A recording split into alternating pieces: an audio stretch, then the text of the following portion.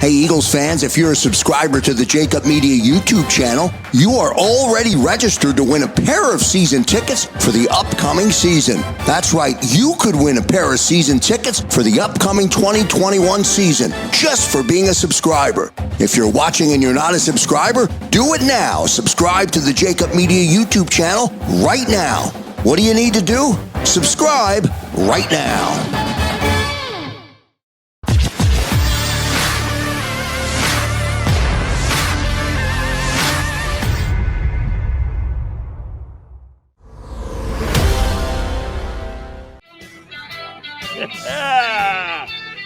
Yes, sir.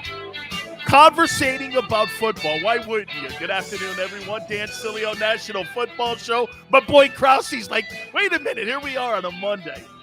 What a great weekend for the NFL this past week, huh? Holy cow. Ratings, once again, I'm sure are going to be through the roof. College football on Saturday, but I got to tell you, I was really pleased with a lot of the games. And really, when you look at some of the upsets that we saw. How about Pittsburgh getting it done against the Buffalo Bills? And you saw comebacks, too. How about Detroit, the way they played against the 49ers? I mean, how about Matthew Stafford and how he looked? All those plus 25 plays, really good. But I got to start it out with the Eagles and the Falcons. I got to tell you something. I was really, and I appreciate everybody coming aboard. By the way, on this day, we look forward to, and I got to tweet this out too, because we are going live. And I want Eagle fans in here right now. Hungry Python, we are live, and here we go. Okay? I'm going to start it out with this 32-6 victory by the Philadelphia Eagles. I thought it would be close. I picked the Eagles 26-20, but they blew the Atlanta Falcons out. The Falcons looked pretty good in the opening drive, but Eagles just pounded them into submission. Let me get into where I'm going to go here and start with the Philadelphia Eagles. By the way, anything you guys bring up, we automatically jump it into what I'm saying. So just so you know, we're going to sit here and we're going to converse back and forth. What did you guys think of the Eagles' dominant performance against the Atlanta Falcons?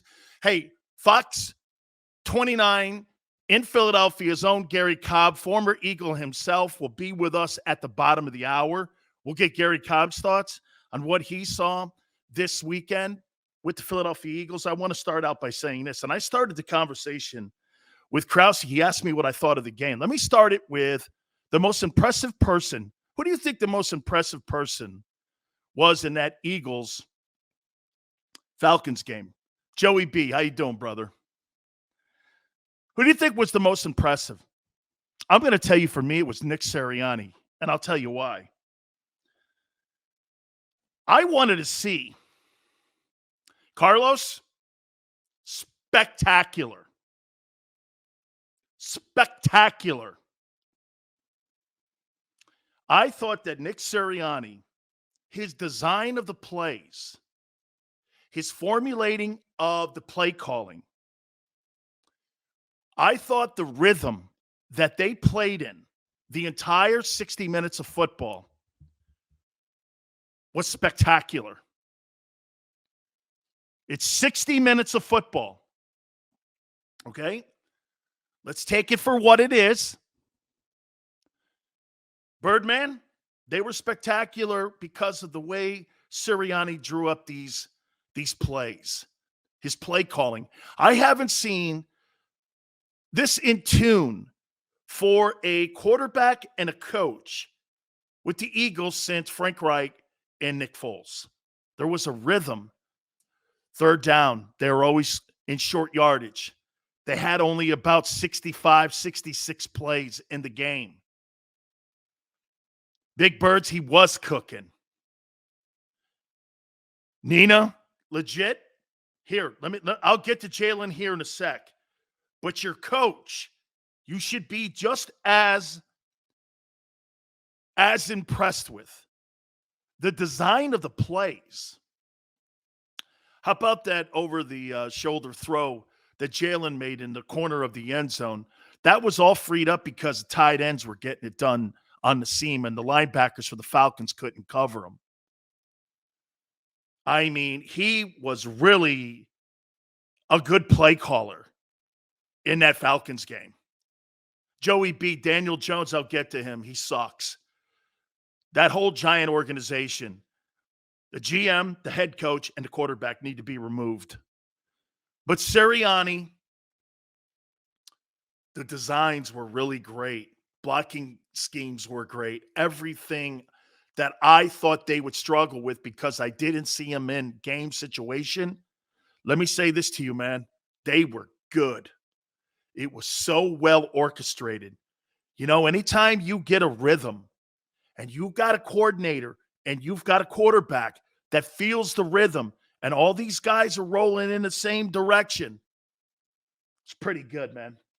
Jalen, 27 of 35, 264, 3 touchdowns, and 62 yards. Remember what I said? I'd like to see Jalen where? Around 250 yards passing and 65 yards rushing. That's kind of what I envisioned. 27 of 35, the most important thing are turnovers. Now, let me get to Jalen, how well he played and how good I thought he looked in this game. I thought he was just spectacular also. He was so in control of the game and in the pacing of the game. It was calm, really looked calm in there, you know. Nothing got out of hand. By the way, the tight end position really is going to be a massive factor for the Eagles. You know, it was really well orchestrated. I like that word, Muhammad, poise. There was really great poise on the sequences of plays. Big Birds, we held Matt Ryan to under 170 yards.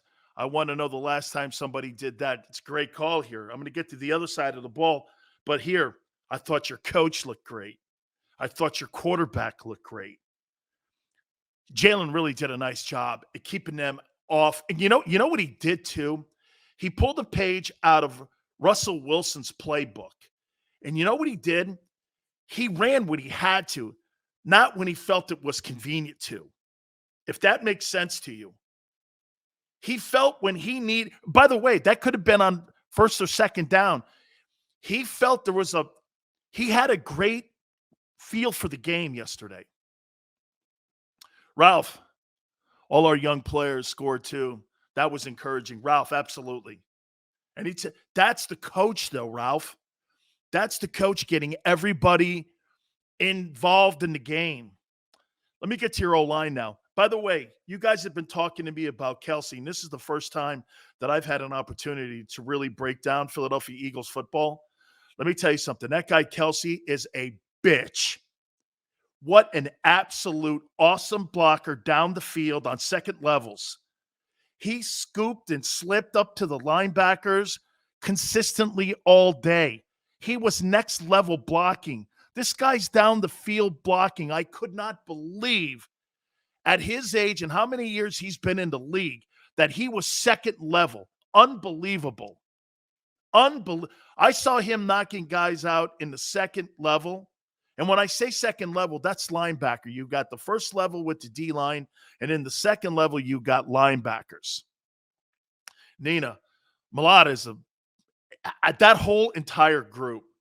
Lane Johnson, everyone were just really, that looked the best offensive line that I've seen for Philadelphia Eagle and a defensive line in 4 years.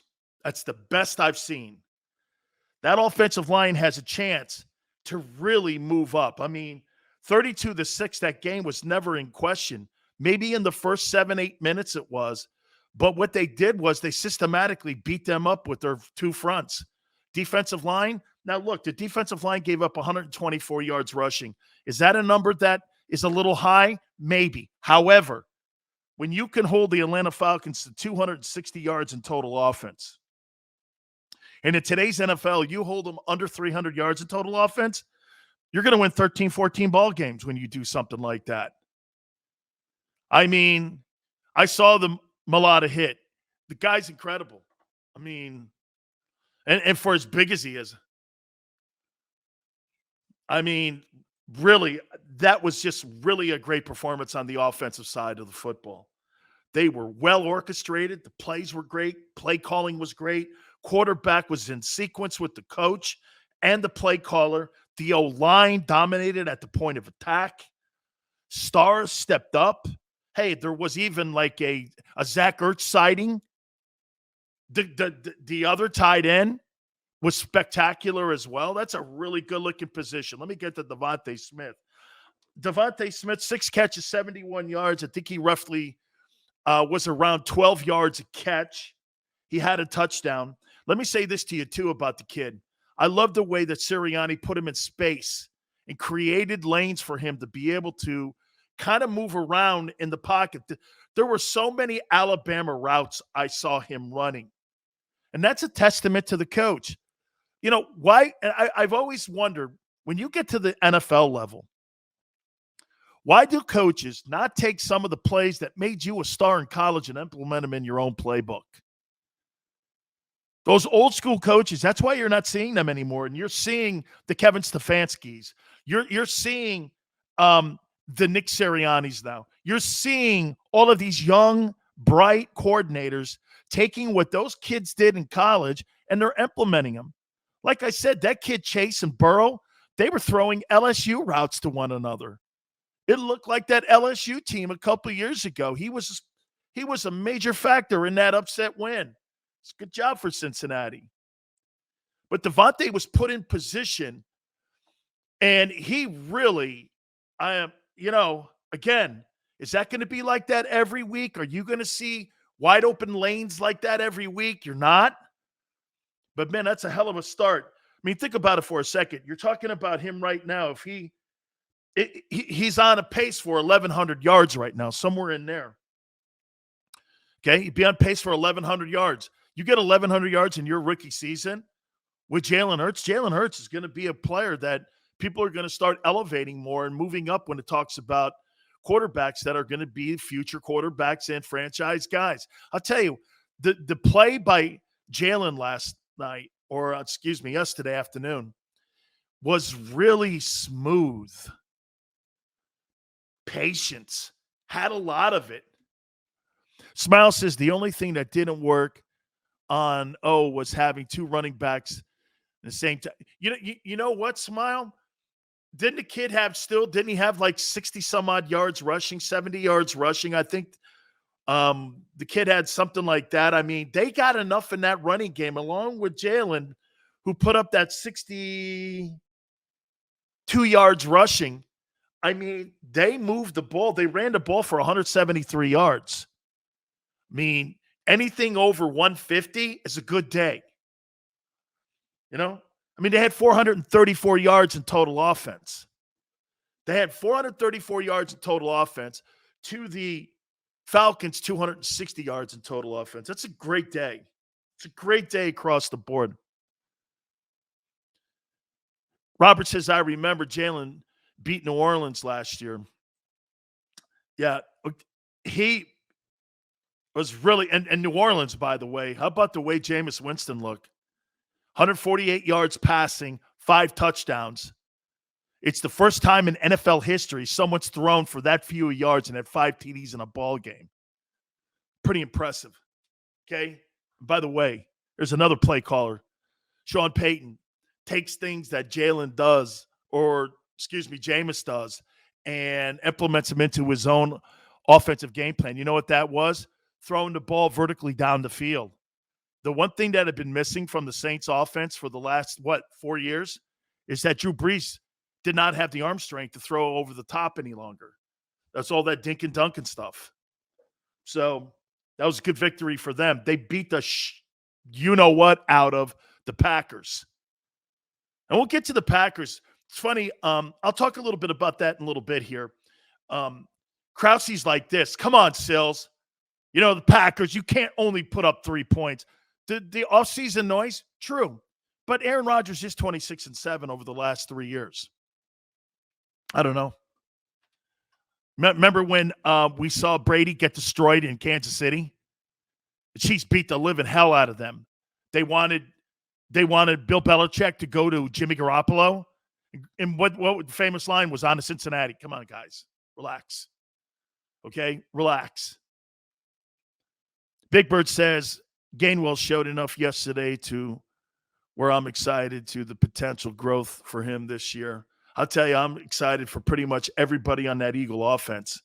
Here's what I'll say about the defense. I think the defensive front four, I think they grabbed control of the game as the game went on. Am I right when I say that?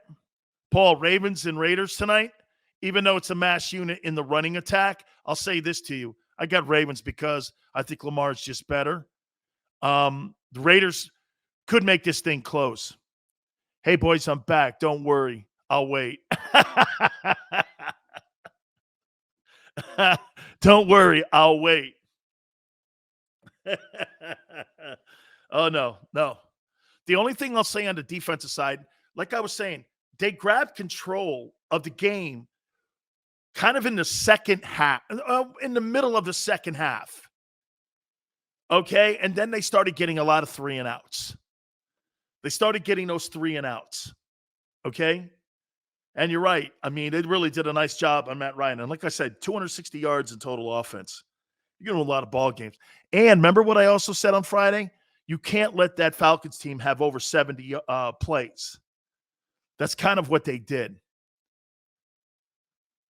Ralph's saying that Jimmy G is going to fly across the country to get the snot beat out of him by Hardgrove and the boys at home in the opener. Hey, man. Hey. That's going to be an interesting ball game, isn't it? That's going to be an interesting ball game. Okay, 49ers, Eagles. Woo! Find out a lot, man. Birdman says, Eagles are going to win the East. Joey B, all my passion smack talk means nothing. Eagles are better. Dude, the Giants suck out loud. That entire organization. Okay? That entire organization. Need a new general manager. You need a new quarterback. Dave Gettleman has not, have you seen that offensive line? And by the way, I projected that the Eagles would finish in last place in the East. The Giants are the worst team in the East. And someone would go, Sills, after 1 week, yeah. Teddy Bridgewater goes in and beats the doorknobs off you? I don't know. Tone says, Devontae Smith is as advertised, and Hurts in a 2-minute drill sold me on his poise and preparedness. By the way, Atlanta only got off 64 plays. That's a great job defensively. Really is, man. Dan, I may eat 10 sausage sandwiches next week. Oh, my God, Carlos, man. Lincoln Fine. Hey, if you look at my Twitter page, I've got the link behind me. I was broadcasting for CBS/USAA, and on my Twitter page, I've got the link. I was broadcasting live on the field and freezing my baguettes off in December. Whew. That was a cold one. It was about 2 years ago. I was at the link freezing my baguettes off. So on my Twitter page, at Dan Sileo Show, I got the link in the background. No, I couldn't wait to talk to you guys. You know, I mean, what do you take away from that game that was the most impressive part of the game that gives you optimism this year that you think this team could win the NFC East? Because remember something, let's concern ourselves with winning the East first. Sportsman, fair enough, to Chris Sims for admitting he got it wrong about Hurts. I mean, he was on this show even. We had Chris on, and Chris said the same thing. I don't really see anything in him. Eagle Empire, let's not get too excited. Atlanta is a bad team, and even worse without Julio Jones. Hey, you could add 2 Julio Jones. Their offensive line and their defensive lines. JAKIB back on bandwagon. I don't know. We'll talk to him. Hey, dude, I grew up with Gary Cobb. Gary Cobb's from my hometown. I was telling Krause, yeah, Gary Cobb's from Stanford. He went to USC, won a couple national championships. Man, I love me some Gary Cobb. O-line and DT combo has me excited. You should be. And you know what? I was just saying this too. I was saying that in the second half, the defensive line really started. I thought Fletcher Cox, as the game went on, he started playing a lot better. Okay. And they got, by the way, they got to the quarterback too. They were hitting him. Maybe you're not going to see it in sack numbers and stuff like that, but they were hitting him. You know what, Carlos? Hey, wait a minute. Have we not been hard on Howie Roseman? Have we? Hey, by the way, I got to show you guys something. You guys are going to love this. I got a text message from Nick Sirianni on Sunday. You're going to freak out when I show you this, as long as it doesn't show his number. Okay, check this out. It's Xander's name's there. But look at this.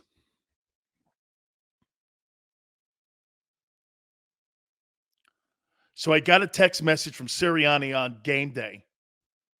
He's going to still try to do the Big Sil show. I congratulated him. Awesome. See you down there? Awesome. Yeah. We were, Jimmy Johnson's like, are you watching this? I'm going like, yeah, I'm watching this. This Eagle team.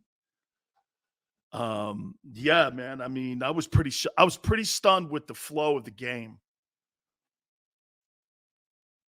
And here, we were very critical of Howie, right?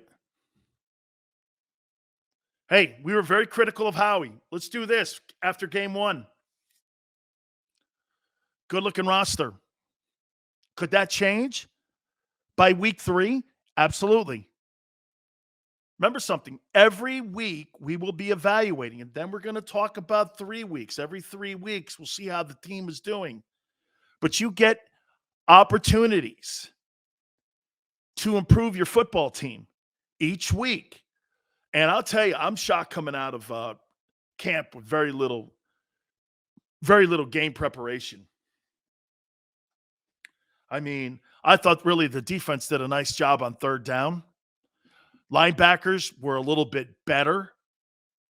I thought your secondary, now hey, and know this, like everyone's saying, the guy Kyle Pitts, man, I mean, they need to do better getting him in open space. But, I don't think the offensive line for the Atlanta Falcons is very good. And they really couldn't, because they were getting great pressure from the Eagle front 4 and really the Eagle front 7. I thought they did a nice job. Boy, how about some of them hits in there by the linebackers too? Really good, really good. All right. What's the biggest thing you take away from this victory? 32-6 over Atlanta. We'll hit on the rest of the storylines in the NFL. Gary Cobb from Fox 29 in Philadelphia is going to also join us. You keep it right here on the National Football Show.